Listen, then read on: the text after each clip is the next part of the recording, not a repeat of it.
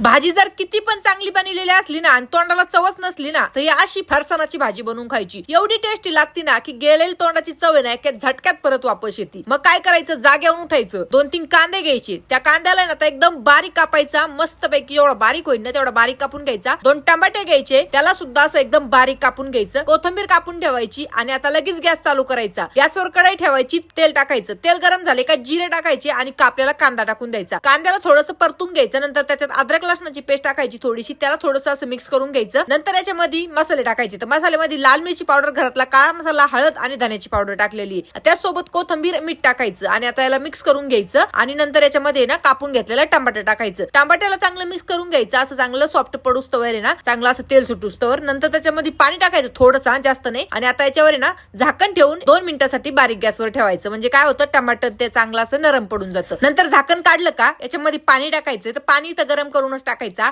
आणि हे बघा, पाणी खूप जास्त पण नाही टाकायचं, थोडंच टाकायचंय. घट्ट सरीची भाजी छान लागते. आता आहे ना गरम पाणी टाकल्याच्या नंतर लगेच उकळी येते याला. तर आता याला 5-6 मिनिटं आहे ना असं उकळून द्यायचं. नंतर याच्यामध्ये ना फरसाण टाकायचं. तर फरसाण तुम्ही तर कुठलंही घेऊ शकता, बारीक शेव घेऊ शकता किंवा असं मिक्स फरसाण सुद्धा तुम्ही घेऊ शकता. आणि आता आहे ना गरम गरम ह्या भाजीमध्ये फरसाणाची एक प्लेट टाकून द्यायची, गॅस बंद करायचा, वरूनची कोथिंबीर टाकायची आणि 2 मिनिटं थांबायचं. म्हणजे काय होतं, ह्या फरसाणामध्ये ना चांगला असा रस्सा शिरून जातो. आणि आता चांगलं मिक्स करून घ्यायचं आणि लगेच प्लेट मध्ये वाढून घ्यायचं. आता इकडे तिकडे बघायचं नाही, पटकन गरम गरम खाऊन घ्यायची. आता याला तुम्ही ना भाकरी बरोबर खा किंवा चपाती बरोबर खा, अशी जबरदस्त टेस्ट येते ना. बनवायला तर एवढी सोपी आहे ना की मनात आलं का लगेच बनायची. बघा, कधी कधी काय होतं, आपल्याकडे भाजीला पण काही नसतं, मग हे एकदम बेस्ट उपाय आहे. तर बनवून बघा आणि मला कमेंट करून नक्की सांगा.